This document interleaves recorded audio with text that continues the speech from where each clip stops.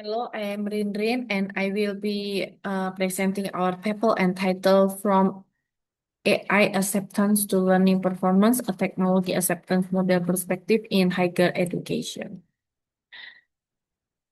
AI is available to help students answer questions, generate ideas, write articles, and much more. AI become increasingly integrated into education. Students are making greater use of it to support their academic tasks. The technology acceptance model or TAM can be used to investigate the factor influencing student intention to use AI. However, the study focused on behavioral intention and usage rather than examining the actual outcomes of such use. There is still little research looking at how AI impacts student learning. This gap is crucial because high technology adoption doesn't lead the assessment of student perceived learning performance. Furthermore, there is limited research on AI-related learning outcomes in Indonesia. This model looks at how AI used and how it is associated with students' performance. This is the methodology based on literature review. TAM is the most frequently utilized model in research. The following is a model developed using an expanded TAM. The model construct consists of perceived usefulness, perceived ease of use using AI, and perceived learning performance as shown in this figure. This research, uh, this research instrument was developed and reviewed by 5 experts. Subsequently, the instrument was revised based on their feedback. Once approved, the instrument was ready to distribute to respondents. The study employed a 5 scala Likert. Respondents in this research phase are undergraduate students from a university in Medan, North Sumatra, Indonesia. This university was chosen because it has received outreach regarding student ethics in using AI. The study used purposive sampling to ensure the respondent use AI for learning purpose. During this pilot test, 174 respondents respond and inconsistent response were removed. Finally, 120 valid response were included in this analysis.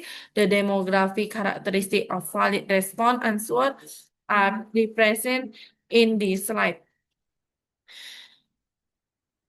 At this point, the SmartPLS3 application and structural equation modeling were used to assess this finding. Analysis of validity and reliability were conducted through the measurement model analysis stage. This phase evaluate indicator reliability, internal consistency, reliability, convergent validity, and discriminant validity.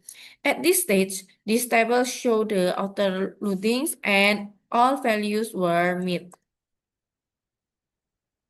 Next, convergent validity and internal consistency reliability were examined.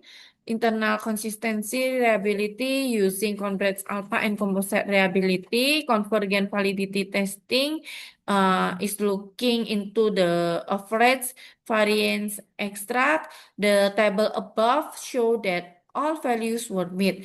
Finally, a discriminant validity test was conducted to check all constructs are different. The heterotrait monotrait ratio value was still below the more permissive criterion of 0.9 for conceptually related notions. Therefore, discriminant validity was considered acceptable. The structural model was analyzed to evaluate the suggested relationship between the construct. The stage will test the structural model for collinearity, significance, and relevance of path coefficient and model explanatory. The structural model for collinearity was used to assess correlation of predictor factor in the model. The variance inflation factor value indicate collinearity, and the PIF value show that this model has no multicollinearity problem. The next is a significant relevance assessment to observe how constructs relate to one another or hypothesis. The path coefficient, T value, P value are the markers employed in the study. The tables show that perceived ease of use is not significantly associated with using AI. Conversely, perceived usefulness significant and positive effect on using AI, and using AI significantly and positive effect.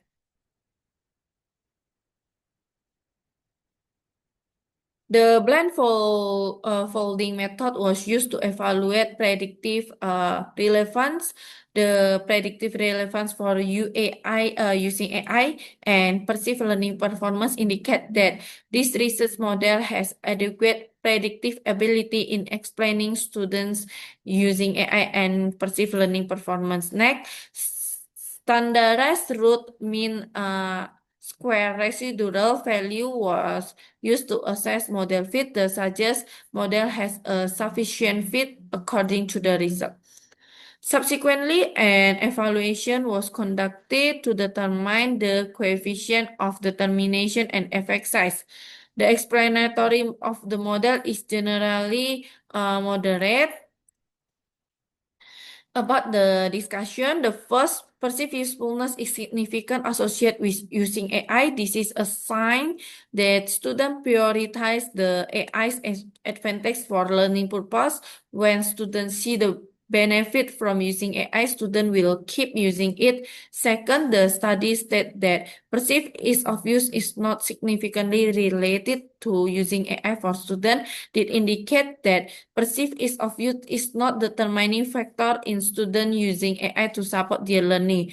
It is possible that students are already accustomed to using technology, so that advent of new technology, perceived ease of use is not significantly associated with AI use. Third, using AI is strongly associated with perceived learning performance. This research implied that AI is a useful educational tool and has a positive correlation with student perception of their own learning abilities.